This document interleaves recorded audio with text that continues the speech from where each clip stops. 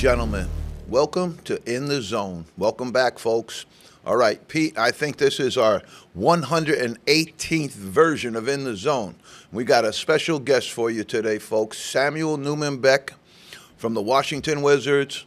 And I take great pride in this interview, folks, because it's another one of our former players at Westfield. Other players that we've had as well on. Just to fill Sammy in, you're behind Kenny Anderson. You're behind Adonal Foyle, Chris Caputo, and now in the fourth spot, Samuel Newman Beck. So, Sammy, welcome to In the Zone. I'm going to give everybody your full title. It's Pro Evaluation Lead with the Washington Wizards. And Sam also spent some time, has had a really, really good career path, but has spent some time as a head coach in the G League, and we are absolutely super pumped to have him join us today. Sammy, welcome to In the Zone. Yeah, thanks for having me, Coach. Been a long time since I've seen you, and happy to join you guys. That's awesome, awesome. Sammy split his playing career at Westfield State and Emerson, and finished his career playing for Hank Smith. And Hank Smith, I consider to be a very, very. I enjoyed Hank while he was here in coaching with us. And also considered him to be a really, really good basketball coach, good basketball man. We had some really good conversations at different times about the game, and I really, really felt like he's a really, really kind of a special person. I miss him. One of the reasons that I also miss him is because my sideline demeanor sometimes, with the referees isn't always the best, but as long as Hank Smith was around, I was always in the number 2 spot because he could rev it up on the sidelines as good as anybody. So, Sammy, talk to us a little bit just to start about your playing career as a high school player, as a college player, and then how did that impact what you're doing right now? Yeah, well, I wasn't a very good player, but no. Great shooter. Yeah, Great shooter, folks. I grew up. My dad coached in high school, so he coached at Cambridge and Latin when I was like really young. And at the time, they were a state powerhouse. So I grew up around basketball. He played at BU. He was a much better player than myself. And played in high school. Ended up being lucky enough to make the team at Westfield for a year. Made some great friends there, lifelong friends, really. A couple of those guys were in my wedding. And then had transferred to Emerson, which was a great academic move, first and foremost. It really pushed me from that side of things. It was a very motivated school. There's, Emerson's a school that's focused on people who want to work in like sports journalism, acting, things of that nature. And when I got there, it made me get a lot more serious about my academics. But I was on the basketball team there as well. Battled a bunch of injuries throughout my career, even at Westfield with my knees. But had a great experience playing for Coach Hank Smith. As you mentioned, he's a special individual. But it was a unique experience playing there. When I got there, we had no gym the first year, and so it kind of taught us about adversity. We tried to do as much as we could with as little as we had. And talent-wise, we didn't necessarily have as much talent as we had when I was in Westfield or something like that. But Coach was able to get guys to like really compete, really work together, and found interesting personalities that meshed well together. But yeah, in short, grew up around a basketball family. My dad and me are very close, and he had a lot of influence over me. And I kind of knew I always wanted to coach from a young age. And I realized pretty early that I wasn't going to be an NBA player. I enjoyed. A lot of people aren't proud to say they played Division III basketball. I was proud to say I played Division III basketball. So that's funny you bring that up because there's a little bit of a clip I'm going to hang with Pete when we get off with you. something I picked up on in social media this week about the amount of players that play high school basketball that actually do go on and play any level of college basketball, and it was absolutely staggering to me, the low percentages of people that actually do make it. So anybody out there that's aspiring to play college basketball, if you make any level of college basketball, you're playing against really good players. You're playing against some coaches that have really, really honed their skills. Believe me, Division III, Division II, Division I, they're all really, really good levels of basketball. I want to talk about your event on the 24th and give you a chance to talk about that a little bit. Yeah, so I run into about 9 years ago. I started an event with my dad actually and some other people in the community I grew up in called Hoops and Hope. Where I grew up was West Medford, Massachusetts, and it's an area of Medford, which is about 15 minutes outside of Boston. And it was a very tight-knit community growing up, primarily African American. And it's where I spent my days. I went to the local community center, hung out at the park, Duggar Park, and I knew that I always would like to give back at some point. And finally, 9 years ago, I felt like I had the resources working in the NBA to do that. And so um, every year we hold this event, and the whole day is a charity. We raise money. So we raise money for the West Medford Community Center, the Crystal Campbell Fund. Crystal Campbell passed away in the Boston Marathon bombing, was a Medford High student where I went to high school. But the day consists of basketball tournaments for both boys high school, girls high school, college boys tournament. And the focus of the day, for the most part, is a NBA kids clinic. So over the years, we bring in NBA players, former coaches, WNBA players. We've had George Niang, Pat Connaughton, Dana Barros, Walter McCarty, different guys, Sheldon Williams, Greg Steensma, guys that have played in the league, Sam Mitchell, um, amazing people, most of them who I'm close friends with. And they've come out of the goodness of their heart, donated their time to, 150, 300 kids that we bring out for this clinic. And we also just spend a day at the park. So I grew up playing outside. And it was kind of sad when I would drive by this park and don't see anybody outside anymore. So we have food trucks, we have free giveaways. The one unique thing we're doing this year is we're also including for an older group, we're doing an NBA executive roundtable. So some NBA executives, Calvin Booth, Manny Rohan, and Dwight Lutz, who worked for the Nuggets, the Timberwolves, and the Hawks. Calvin was the GM of the Nuggets when they won the championship. They're going to come in and talk to kids, adults, people who want to work in professional basketball, and really try to just share their experiences, lend some advice, and answer some questions for people that don't normally get those opportunities in our neighborhood. I never got to see this stuff when I was growing up, so I wanted to provide an opportunity for younger people to have that experience. That's awesome. You spoke eloquently about your dad and now being a dad, and and what is that, as a coach, what are some of the challenges associated with that? What are some of the great parts associated with that? Because I get a high five from my daughter at the end of every game, because she's a student at Westfield now, but has attended Oh, wow. games, and she's That's awesome. attended games since she's 2 and 3 years old. So every time I get to the end of the line of shaking hands with the other team, she's there waiting for me, and that's kind of a ritual that we have. And so that's one of the great things. One of the obstacles sometimes is the amount of time you spend away, and some things like that. So why don't you expound on that a little bit for the fans? Yeah, I mean, it puts things in perspective, that's for sure. Once we had, so as you mentioned, I've been coaching on the coaching side of this business up until about a year and a half ago. I was in Oklahoma City. We had our second child. And one, a big shout out, kudos to my wife and, our family, because I traveled for a long time. I've been traveling almost our entire relationship, which now goes on 15 years. And that takes a toll. And sometimes you forget that compared to someone who may not travel at all, even when I say I don't travel a lot, it's still more than the normal person. Sure.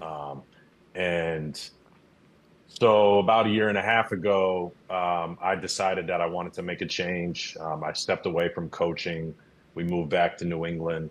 And it wasn't necessarily, I was moving back to New England without a plan. I just knew that I needed to provide some more support for my family, be closer. I have some family back here. My wife has some family back here. And so we made that decision that I was going to leave the coaching side of things at the time. And luckily enough, a few months later, I ended up taking a job with Washington. Um, and I still travel a lot now. The one benefit is I control my schedule more. But no, it's this job and basketball. If you're really dedicated to something in general, it's going to take up a lot of your time. So No doubt. it's never easy on your significant other. It's never easy on the children. There are times where you feel guilty. I feel guilty when I'm on the road. But it's you try and work through it. You try and get as much support as you can. It is. It really is tough because I was one of the reasons I was at a Division I level, and one of the reasons I came to Division III is because I thought it was better familial decision. Because again, I did have better control of my schedule, like you're talking about right now, and that was good for me. But it really is also, we had a playoff game one time, and we went out to Bridgewater. And we got absolutely smacked. We got snuggled that night. We lost the game bad. That was a really good Bridgewater team. We didn't play well. I mean, it was a bad, bad, bad loss. I come home midnight, off the bus, clean it up, collect the uniforms, get ready to do all the other stuff we do. I go home, and my wife is up, which is very unusual because it's midnight, and she works too. She has to get up and go to work too.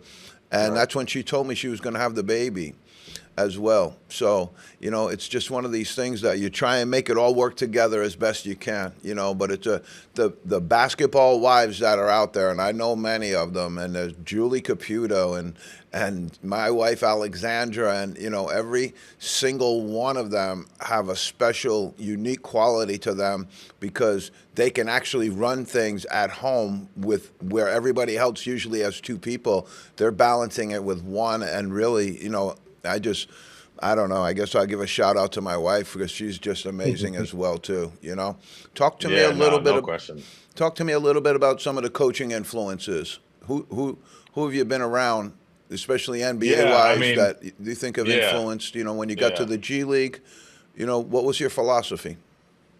yeah. I mean, early on, obviously, my dad was just that initial coaching influence, and I try to take something from everyone. I learned for it. Now I'm on the front office side, so I even take stuff from coaches and executives that I worked for in the past that I may not have been in the front office, but now I am. Um, but I would start by saying my dad and shifting Coach Hank Smith had a lot of influence just on me as a person. But if we're talking strictly like NBA basketball, um, the first coach I worked for was Doc Rivers, Wow. and that was in Boston. So that was 2009, 2010, and that was the year we went to the finals. That was my first job out of college, and that was amazing. And seeing Doc and his ability to like manage, there were a bunch of personalities on that roster. That was the Big Three era. So that was my first entrance into the NBA coaching world, Wow. and I realized pretty early on that half the job is managing the personalities on your team more than the X's and O's at times. And also on that staff was Coach Thibodeau, who I ended up working under again later in life in Minnesota. Tyronn Lue was on that staff, who's now obviously a head coach. So that just experience in the whole as my first experience was amazing. But following that up, I mean, I as a coach, when I coached, a lot of my offensive philosophy was from Rick Adelman. I worked under Rick in Minnesota, kind of the creator, facilitator of the original corner offense that everybody runs now, which is delay, if you want to call it that. I learned a lot about offensive systems from him in Minnesota. I spent time under Flip Saunders and Sam Mitchell. And both of those guys were some of the nicer people that I've been around in this business and really treated their staffs well, treated the players well. People really looked at them as like uncle and father figures. Um, like I said, I spent some time under Tibbs as an assistant and a head coach. And his level of preparation was second to none. It's pretty insane about his preparation. You know, the stories you hear are true. He's one of the most prepared coaches I've ever been around. Um, and I spent 2 years in Oklahoma City, so I didn't work directly under Coach Mark Dagnall, who's also a Massachusetts native, Yeah. but I was with their G League program, spent a lot of time with them, and um, he's very impressive, just as a person, as a human, but also what he's able to he's able to create a system that's easy for players to play in, and maximizes talent, in my opinion. So I guess encompassing those are all the coaches that have kind of, and I'm probably missing some, but those are the guys that stand out at the professional level. That's amazing. That's amazing. Do you think that Pete and I discuss a lot? We kind of spend maybe half of our time usually in college basketball, half of the time in the NBA, and then sometimes there's those intertwined moments where they kind of go together, and we do the G League tiny bit, not too much. Do you think that the NIL that exists in the college game right now is impacting the G League in any way? Um, I'm not an expert on NIL, but if I had to guess, there's probably a trickle down effect of some sort. There's a couple years ago, the NBA introduced three two-way spots. So that, you know, can change things a little bit. I would say NIL's probably keeping kids in college longer, Yeah. Yeah. which I don't know if that affects the G League or not. Maybe it does, maybe it doesn't. But as I'm not an expert on the NIL space, my focus is a little bit more on the professional side of things. But I Right. do know, we discuss more as a pro scouting group about two ways, third two ways. Um, we talk about who's going back to school, who's staying in the draft. Those are more like important conversations, or you see more kids staying in school for sure. I think you're definitely saying. I would probably say, and Pete and I discussed this because somewhere right before the actual draft, we do a draft on this show, and we put out our draft before the actual NBA draft, and it's great fun. And I spent a good amount of time on it during the year, preparing it, getting ready. It's actually my favorite show to do, and we put together the draft. And this year, when I was putting it together, I mentioned to Pete that we had about 12, maybe 12, I would say at least 10 or 12 solid first round players that were returning to college because they were getting a pretty good amount of money in college as well too. And so I didn't necessarily quantify it, or qualify it too much. I just kind of mentioned that it was going on. And I think the way I would see it impacting the G League a little bit is that there's tremendous money in the college game right now. Tremendous money in the college game right now. I don't know if the NILs stay the same way, but there's tremendous ability to make money there. Okay, let's talk about the Wizards. You are talk to people about what your role is currently. What does a person in your role do? And then talk to us a little bit about how the Wizards are constructed and what are you guys looking for the future? Yeah, so my role currently is I run our pro scouting department. Um, I actually started with the Wizards. My first role was I was a grassroots scout. So luckily enough, which was a blessing, I started scouting or started evaluating all the high school kids. So like Cooper Flag senior year, those guys senior year. Um, I was actually doing grassroots scouting. So little over a year ago is when I made the transition into what I'm doing now. And basically, my role is to evaluate all of the pro basketball players out there. So NBA players, G League players, overseas professionals. That's my primary role and responsibility. We have a group of us that focus on that. There's some guys and girls in our departments that do a little bit of everything. There's some people that focus on college. There's some people that focus on the NBA and professional. Some people that focus internationally. And my job is to make sure everything's running smoothly from our pro evaluation side of things. Take us inside that a little bit. Yeah. Your evaluation. What are your techniques?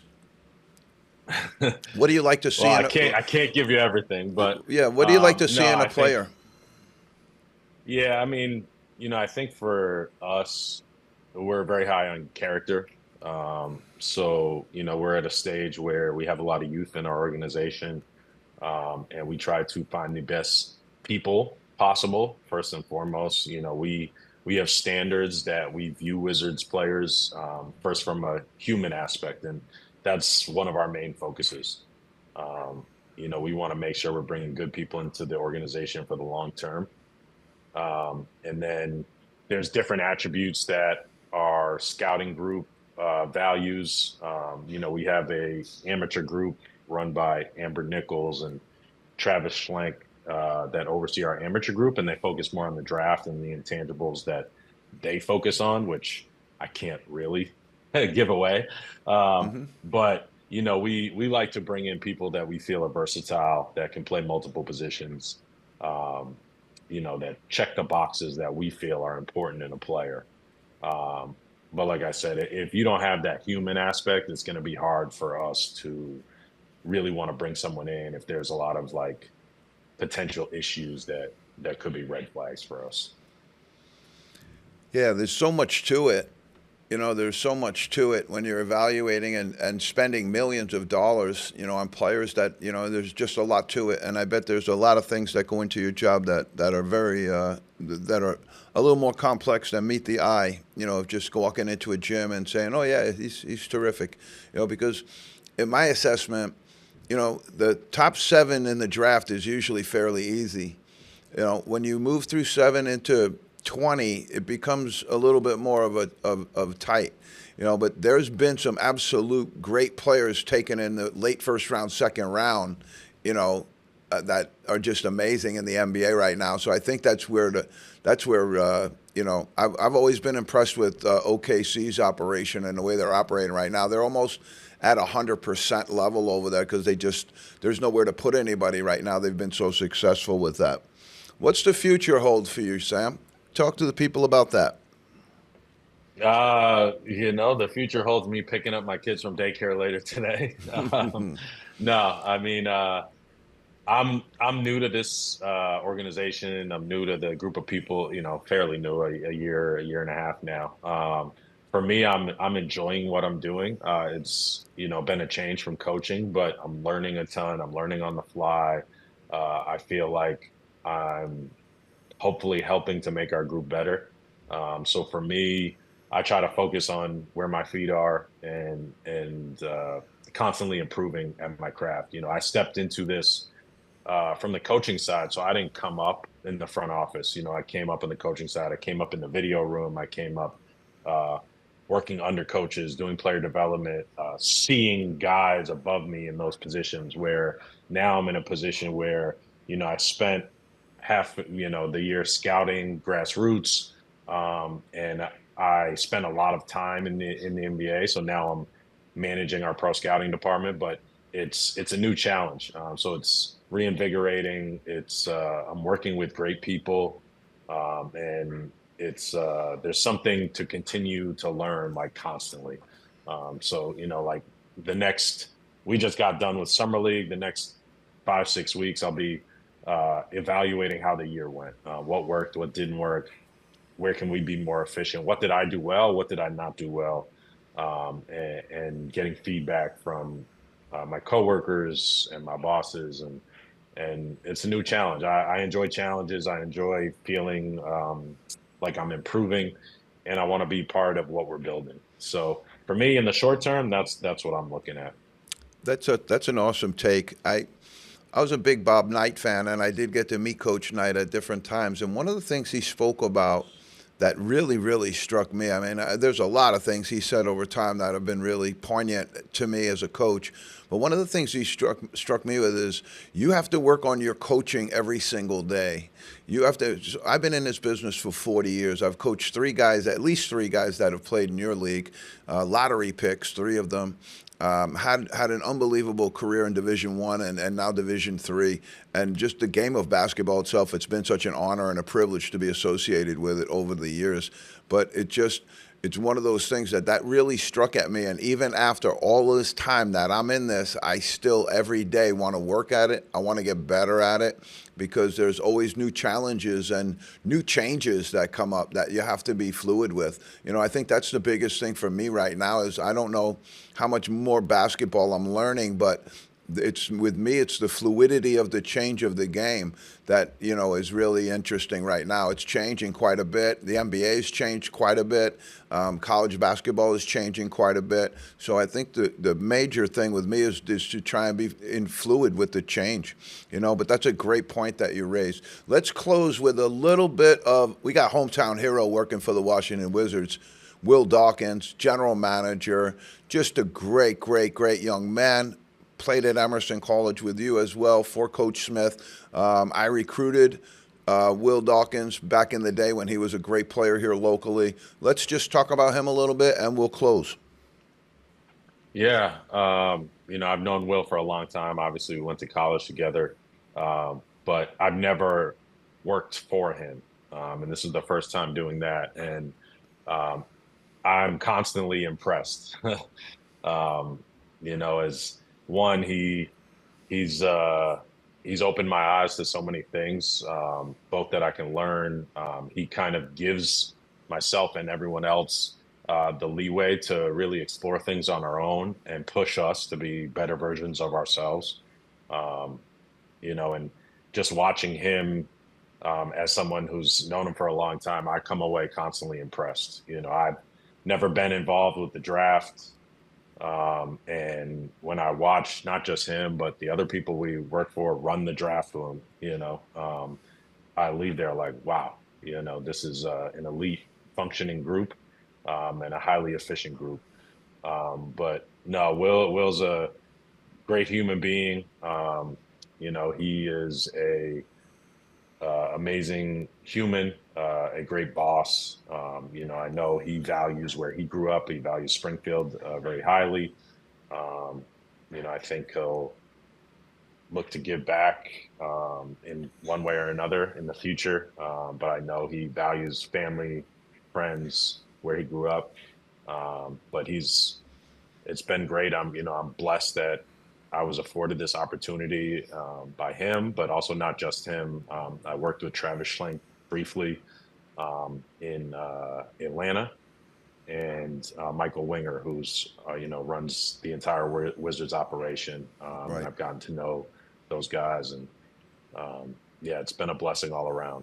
But no, Will's you know, I consider him a close friend. Basketball, you've been out this way, but I've been out here 28 years now, something like that. Basketball is huge in Springfield. Basketball is absolutely huge in the city of Springfield, and well, it should be. That's the birthplace of basketball. But when you talk about the city of Springfield, first off, Will Dawkins was a heck of a player. Let's just put that out there. He had a very, very accomplished high school career. I must have been at a bunch of his games because we chased him all around trying to get him to come to Westfield State. Wound up going to Emerson, outstanding career at Emerson. And again, just an amazing, amazing career. But himself and Travis Best are kind of like the 1 and 2 guys in Springfield that are so important to the city of Springfield because they're the unbelievable success stories that are in that city. And that's what we look for from those young people in the city. We love to see those great success stories. I think that ties in a little bit to what you're doing in the park event that you're doing on the 24th. And I think that that's very, very cool. Sam, I do want to give a shout out, and you have to say the name because I will kill it. Jim, who helped us put this together, the media guy for the Wizards. Lombard. Jim Lombard, all right? We want to give a shout out to him because he was great in working and putting this together. Sam, I want to thank you for being with us in the zone. I will see you most likely on the 24th unless something comes different.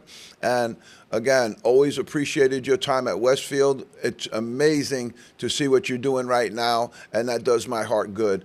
the best to you, the family, and we'll see you soon. Stay well, Sammy. All right, Coach. Thank you. Appreciate it. Pete, another Coach. great guest spot. Yeah. Another great guest spot. Okay, folks, we were prepared for you today. We're rolling right into Pete's Corner. Let's rock and roll. All right. So you guys kind of touched on this a little bit, but with the NIL deals going fast and furious, and you're right, it's probably not sustainable. But is the one and done for high school players dead in college? So I would say let's look historically. At least the most current that we have would be this year's draft. And your first, maybe the first six, if you took the first six, almost every one of them was one and done. Okay. Cooper Flagg, one and done. Dylan Harper, one and done. VJ Edgecombe, one and done. Con Knuppel, one and done at Duke. 5 was Ace Bailey to Utah, one and done. 6, Trey Johnson, one and done. So I would have to say that the NIL slowed it down a little bit, Okay. but I don't think it's going to keep the high-level guys home. I mean, Cooper Flagg was making reports were that it was close to $20 million at Duke. And so How is that sustainable? we read his numbers. It's only sustainable if they have lane 1 and 2. It's only Okay. sustainable if they have lane 1 and 2. And then I don't even know if it's sustainable in lane number 2, because even rich people get bored with giving their money away. And so I don't know, like, are they going to constantly be able to go back to the same people? If you have a billionaire, yeah, you can do that. You can just go there, and you don't need another source. If you're a mid-major school right now, you got about 15 different places that you're trying to tap into, because you don't have that one billionaire guy. If you get a billionaire guy like they have at St. John's, it's easy money.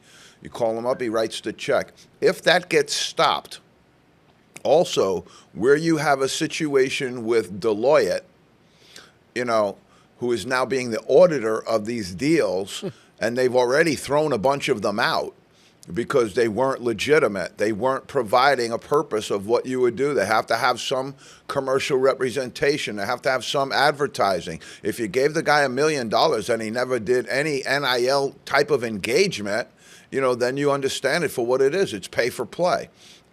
There's too lazy even to engage these guys at a car dealership or at a, the local hamburger place. I really, I can't speak to all of that, but you also have to tie that to the source of the money.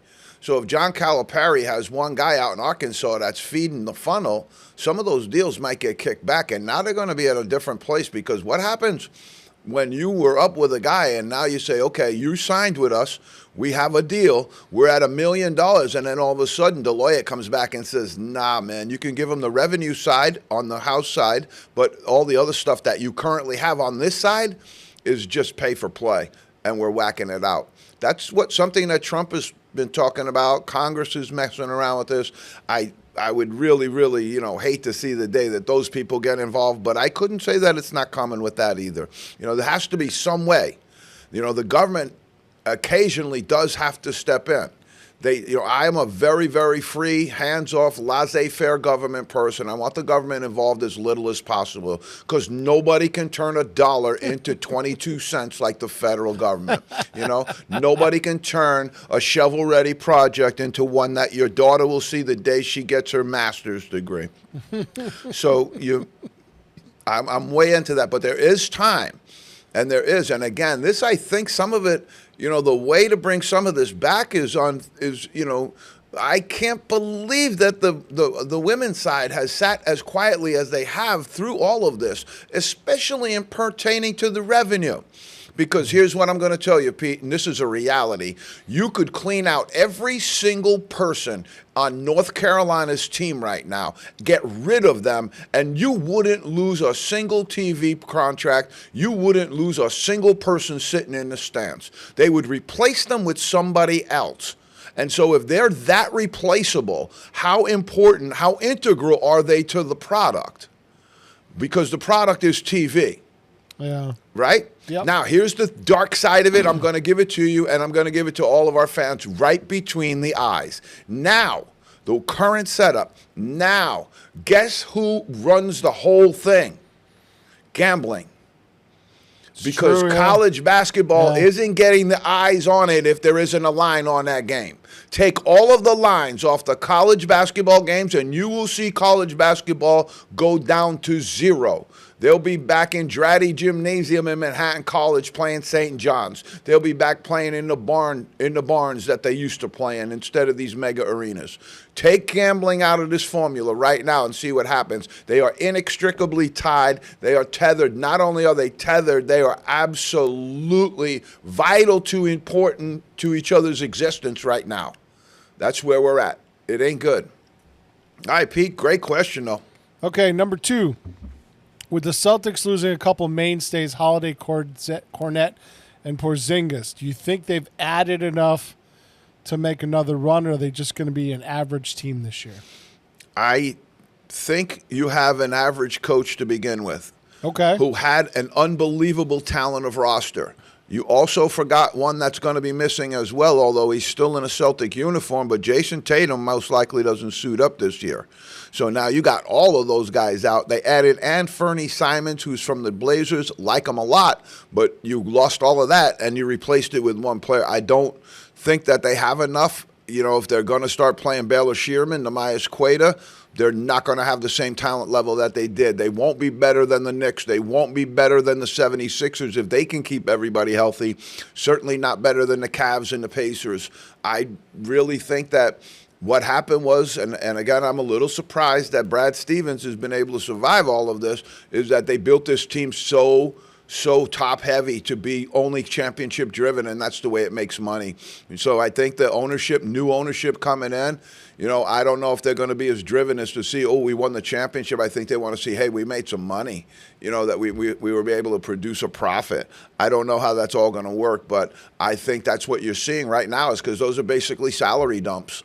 You know, they weren't really, you know, they didn't get a lot for what they gave up, if you're looking at it that way, you know. So basically they dump salary. I think the Celtics right now, if I had to put them somewhere, I might put them in the 5 spot, you know, but Orlando Magic might pull on them. Watch the Detroit Pistons.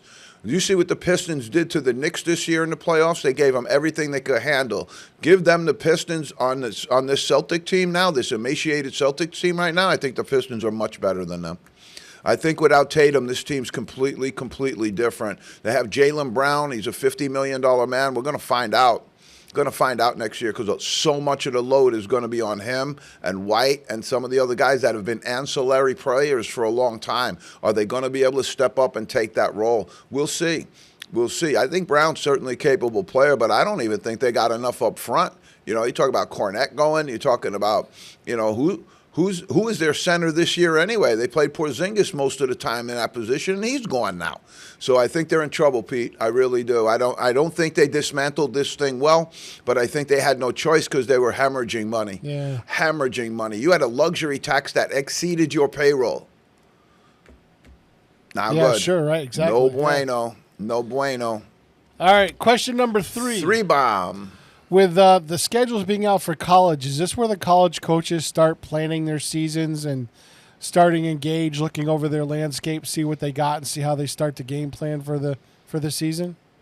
Yeah, they're actually practicing now, but I would say, and again, some of the conversation I had with Sam, you know, he's learning. I continue to learn. I think coaches constantly doing this stuff.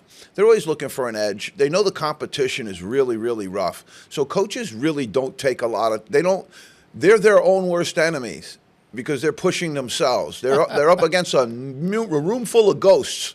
You know, except they're pushing themselves against those ghosts instead of pushing themselves against themselves.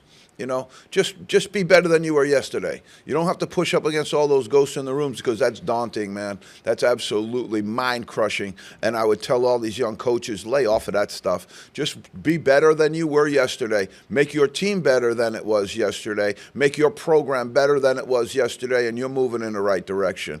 Don't get caught up in all that other stuff. But right now, What they're doing is they have their full schedule. So what they're most likely doing right now is a little heavy on the cut side.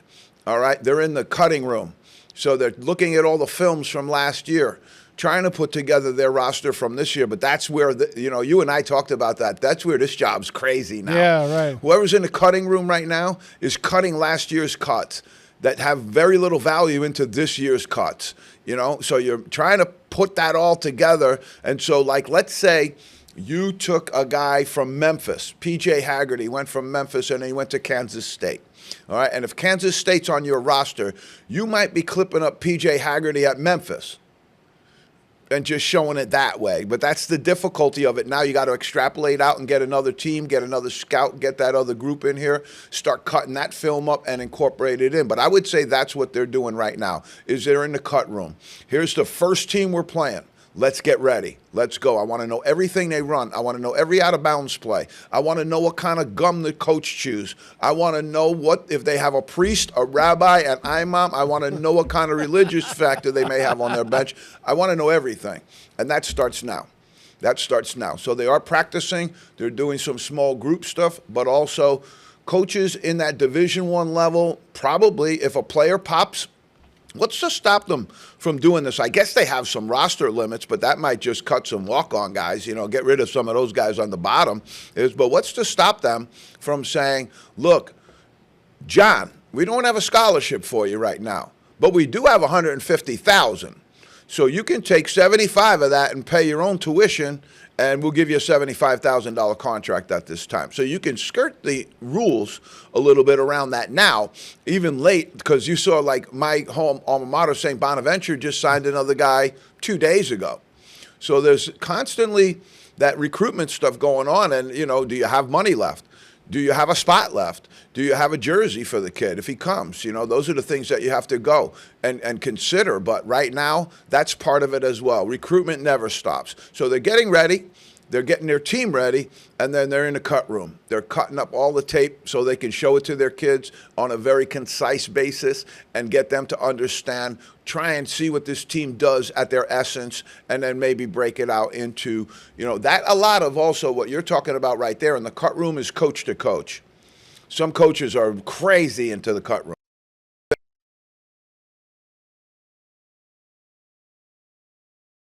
Cut room, you can see the head coach during games. If you get close enough, you'll see the head coach turn around to his assistant coaches and ask them, why wasn't that in the cut room? Right. They just ran this play. That thing looked great. Why wasn't that in the scouting report?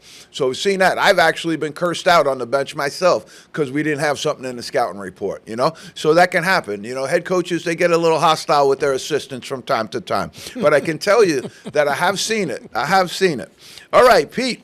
Awesome stuff. I got a couple of things here that we promised last week I'm going to break into right now, which is our polling. All right? These are mine.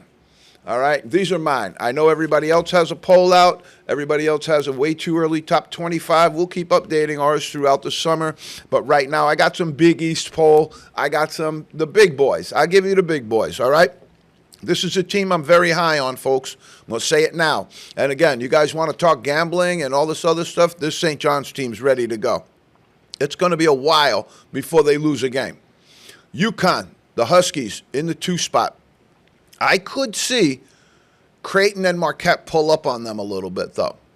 Like, I think St. John's, with this roster, with this NIL arrangement, with everything they got going on, with a Hall of Fame basketball coach, St. John's is the best St. John's been since Louis Carnesecca was dancing the sidelines in Queens.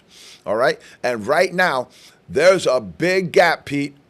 There's a big gap between St. John's and everybody else. All right? Okay. Big gap. Connecticut's there. Creighton's there. Marquette, that's when it gets gappy. All right? 4-spot Marquette. And this is when I started to really notice that some of these leagues are dying. This is when I got into building out this tree. I was like, wow, look at the low-hanging fruit on this tree. They've really run their program way, way down. I'll tell you what I'm talking about in a minute. When we get to Xavier, that's Richard Pitino now, going up against Papa Rick Pitino. So that adds a little flavor to it as well. We get to Villanova, Coach Willard, his dad, used to work for Patino, so that's a nice little tie-in as well. But look at where Villanova is in my preseason poll, Pete. They've fallen to 6th. I got to get back up from the Neptune era. I think Willard will do it, but they got some work to do, because right now I think they've been a little late to tapping the church basket for the NIL money. I think they've been a little reluctant to do that. The Providence Friars and Georgetown. This is what I'm talking about. Providence Friars. When I was Patino took them to the Final Four. Right. You know, Ernie DiGregorio, Marvin Barnes. I mean, these are some great names. They've fallen and they can't get up right now. They're in the 7th spot. Coaching change. Ed Cooley went from Providence to Georgetown. He hasn't done anything with them either. He's in the 8th spot. And with the losses they have of Thomas Sorber, Micah Peavy, I think it's going to be difficult. I think you're going to get a real test. I think there's an exhibition game with GW and Georgetown, and I think you're going to get a real taste for how bad this bottom of the Big East is when they run into GW, because I think GW is very good this year. DePaul, Butler, and Seton Hall. Remember, DePaul changed coaches a year ago. They tried to get up, but man, this is one of them jobs. This is a life alert job. I've fallen. I can't get up. Butler, they're just not going to make it here. Seton Hall, they are dying on the vine. They might want to look for a new league. Way down there, Seton Hall. All right, ACC, it gets worse, folks. In the ACC, it gets worse because they have 18 teams.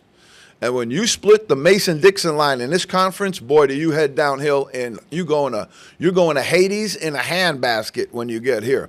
All right, I'm going to throw Louisville over Duke. Just for ha-has. I think Duke's going to be very good, but they're young. And every year you turn your roster over and you go young, you got a chance that you might get blown up. And this could be the year. The only thing that's going to save Duke is the rest of their league is awful. Awful. Louisville right there. You can go Duke 1, Louisville 2, Louisville 1, Duke 2. I don't care, but that's the 1 and 2 of it all right there. And there's a good bit of distance between that team and everybody else. That's the problem. SMU in the 3 spot. Andy Enfield came from USC. Let's see if he can get it done. But right now, the league is about as wide open for him. The door is open, and I know they got pretty good NIL arrangement there. You've got Clemson in the 5 spot only because of Brad Brownell. Love him as a coach. When you got a coach like that, you better hold on to him because he can handle his business, and he can have a team that's not as good as everybody else's team, and he's going to make them work. He's going to put some heat on them, and he's going to get some victories for you that you wouldn't have normally got with the talent that you have. All right? I like it. Wake Forest, I'm hoping for them. I'm hoping for Wake Forest. I've always loved this program since I was a kid. Tim Duncan, Coach Odom back in the day. I mean, I just love this group, but man, they got to show something. They got to show something. They got to show it now. And Hunter Salas leaving, going to the pros, that ain't going to help. North Carolina in the 6th spot. Again, look what's happened here. North Carolina in the 6th spot in the ACC. You'd have to go back years to find anybody between Duke and North Carolina, number 1 and 2 in the ACC. Now you're telling me they're 6th. Oh, my goodness. Okay, Stanford 7. I think they got some issues over there, but they're West Coast, and their recruiting's a little different over there. They don't compete for the same players that everybody else is over here. So they're in a little bit of their own private Idaho right now. Notre Dame, they better be better. They better be better because this is a year. They've been there a while now. Coach Shrewsbury, they got to turn it here. I don't know if 8's going to be good enough to do it. Now you got 9, NC State. I could go a little higher on Will Wade. I could go a little bit higher on that team. But right now they got to show me something. Virginia right there. Pittsburgh right there. Virginia's going to get a little bit better with Odom, but it might take some time. Pittsburgh, they have a long-term contract that's coming up to an end with their coach, Coach Capel. I wouldn't be surprised to see that thing maybe get some heat on it. I'm going to go with Syracuse here in the 12 spot. I'm praying. Love Coach Autry. Want to see him do well, and I'm hoping that they can get it and turn the corner this year. They do have some talent. I would say, again, hire a defensive coordinator. All right, Miami, I want to see a very unproven coach going into a league full of sharks. These guys can coach, man. Some of these guys at the top of this league can really coach. I just don't know about it. I know they're giving them a whole bunch of NIL money, and they've had some good movement, but I want to see it. I want to see it. All right. So then you go Virginia Tech, Georgia Tech, the two programs that right there, if they stay right where they are, you're going to see a coaching change right at the end of the season. You got Florida State, new coach. They got some work to do. I'll see. This guy hasn't coached before either. You got Cal and Pete, I hate to do it, but I got to do it. BC down at the bottom. They're never going to get off the deck here. It just saddens me because their campus is gorgeous. Their school is gorgeous. They have a beautiful football program, great athletics program. I just don't get it. And I'll be honest with you, it's probably been a collection of not great hires, that they've done. This has happened since my guy Jim O'Brien left there. I haven't seen it. Oh, it's terrible. Such a potential. Big Ten, let's roll quickly, Pete. We got Michigan right there. I got Purdue right there. I'm going to go Purdue number one. I'm going to go Michigan number two because Michigan's bench is so new and Purdue's isn't. Braden Smith returns for Purdue. They also have Daniel Jacobson who sat out. He's a big man like Zach Edey. And then you go Michigan 2, Tom Izzo, Michigan State number 3. They're doing a decent job of holding on to their guys. They're not really going wild, bringing in a whole bunch of new guys. They're moving their guys up, and they've obviously got some losses to the NBA, but that happens to them every year. I'll go UCLA in the 4 spot and Indiana in the 5 spot. Interested to see what happens with this Indiana team.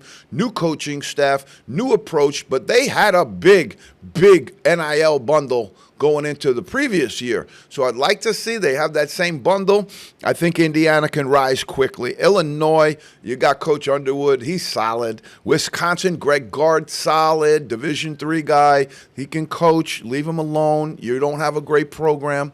Maryland at 8, we got a buzzsaw. We're going to see what Buzz can do. Ran out of Texas A&M a little quick for me there because I think the Big 12 got a little too hot. And if Buzz is correct, he might be able to make some moves here in the Big 10. Oregon, USC coming out of the West Coast. It ain't going to be pretty. It ain't going to be easy on the travel. You're going to be on a plane lots of times, hotel rooms, all sorts of crazy stuff. And they're paying out the yin-yang for that private flights and private jets that they got because they ain't flying commercial, Pete. Iowa, 11, new spot. This coach has done great stuff everywhere he's been, but we'll have to see if he can move it that quick with the group that he has. He bought his Bennett Sturts, his point guard, along with him from Drake. So Coach McCollum comes out of Drake with an unbelievable record of accomplishment. Let's see if he can get it done at Iowa to any level of satisfaction. Higher than 11 right now is going to be a push. Ohio State, 12. They pulled the trigger on this hire, and I told them back then that they were going to rue the day, and I think they are. They're back in the 12 spot. They have talent. They got money, but they're not moving the needle at all. Now you're down here with Northwestern, Nebraska, and Rutgers. Rutgers just brought in a new athletic director. We'll see if that has some benefit.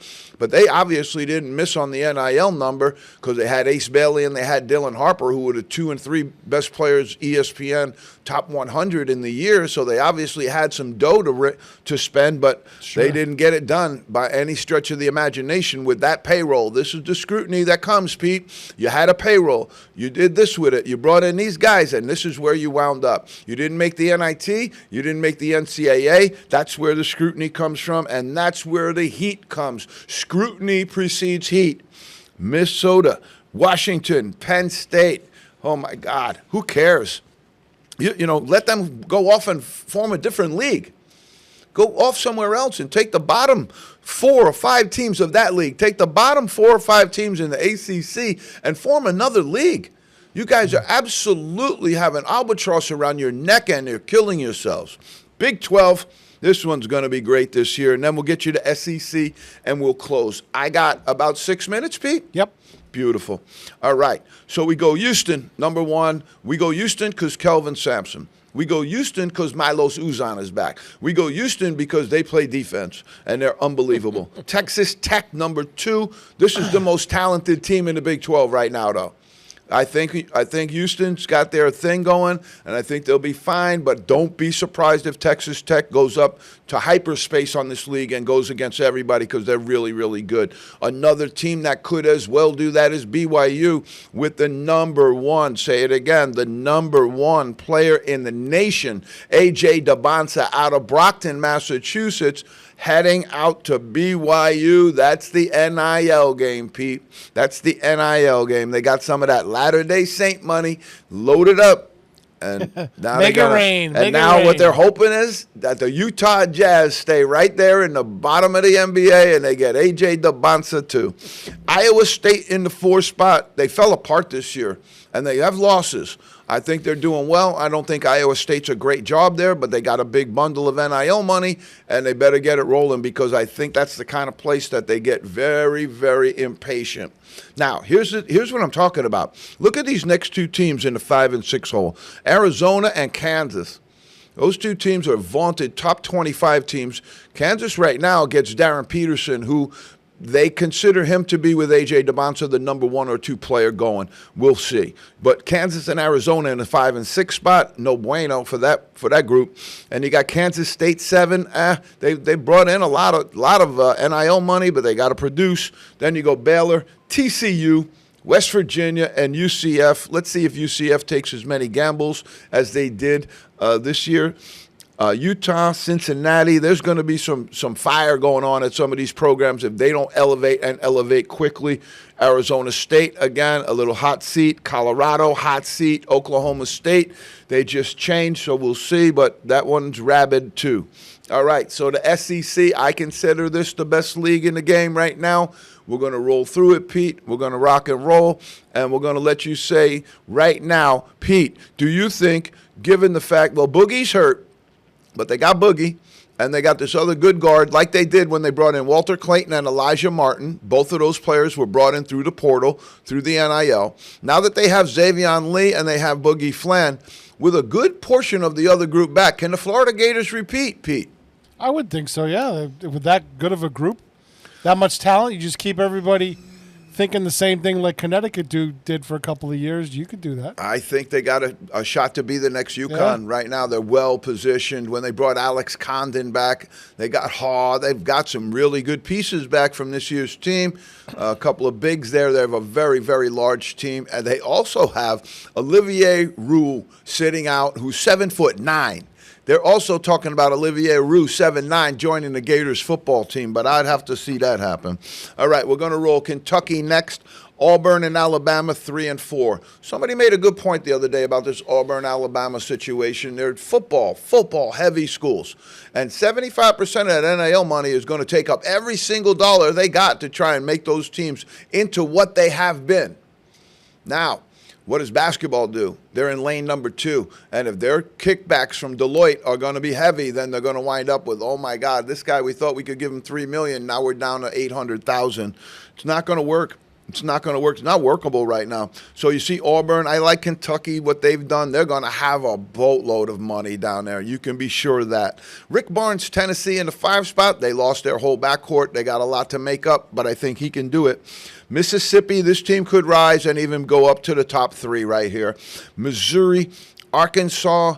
Missouri is loaded with talent, got some good talent, and they had a good year last year. What a great home court arena they have. Arkansas, this is Calipari in the 8th spot. You know, this is a guy who's used to be in a top 5 national program. You know, was it smart to leave Kentucky for him? Because at Arkansas right now, I think they like football just as much as they like basketball. Yep. Maybe more football. Yep. And now you go over to Kentucky, they don't like nothing more than basketball in Kentucky. So I can tell you that. I think that emotional support matters. But they're in the 8th spot in my poll. Texas A&M, they lost Buzz, brought in a new coach. We'll see. But all that that attrition, the loss, you're not on the NIL, you're not raising the money, you're not spending the money, you're not getting good players. It takes a while. I think Mississippi State, you know, they're going to have their druthers. We'll see what they got. Vanderbilt, Georgia, I think there's going to be Vanderbilt. They expected this guy to come in and do great things. They have a boatload of money, but you know what? So does everybody else. Yep. You know, the thing is, we gave him a great NIL package. Yeah, so what? He was in last place when he started, and he still got the same money everybody else got, or less. So I don't see it. Vanderbilt, tough job. Georgia, way down there. Michael White Jr., I hate to say it because I love the kid, but I think he's going to draw some heat this year. Oklahoma, this program, you know, Porter Moser left Loyola, left Sister Jean. And they had a decent run, but they're really struggling. Lost a lot. Jeremiah Fears to the pros. They lost a lot. Texas, if this stays the way it is, man, Sean Miller's going to have a long, long haul back up because they let this program slip a little bit, and now they're going to have to bring it back. He just went from Xavier to Texas. He got paid huge money. He's got NIL crazy money, but a lot of the players are also grabbed up. LSU and the Gamecocks of South Carolina, way, way, way down in there, Pete. I'll tell you, that does my heart. That hurts. That hurts. All right, I'll close with this, Pete, because we love to do this. This is the highest paid players in the NBA by point. Paul George, okay. $77,000, $693.37 per point. Holy smokes. DeAndre Ayton, $61,720. Bradley Beal, $59,496. $59,496 per point. These are all the guys who recently traded as well. Jimmy Butler, he got traded, and you can't blame all of Jimmy because Jimmy got shut down by the Heat for a large part of the season because Jimmy was being Jimmy. Laura Markkanen, $52,000 a point. That's unbelievable.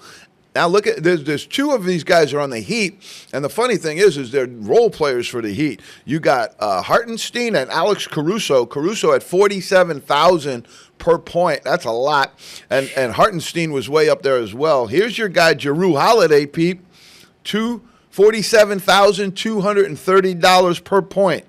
Here's my guy. I told them not to draft this guy, but they didn't listen. They didn't watch In the Zone. Number 9, Reed Shepherd. $46,000, 303 points for point. Unbelievable. Unbelievable. We're in the wrong business. Pete, we got 2 minutes. I'm going to take you right through. All right, you're going over, but I'll let you roll. Okay, no. I'll save it for next week. All right. Beautiful. Don't want to go over. Don't want the FEC climbing up my you-know-what. Pete, wonderful to talk to Sammy Newman back today from the Wizards. Unbelievable. We're going to keep rolling those guests in here for you folks. Pete, always a pleasure to be with you in the studio. We're rocking. We're rolling. Folks, we'll see you in the zone next week.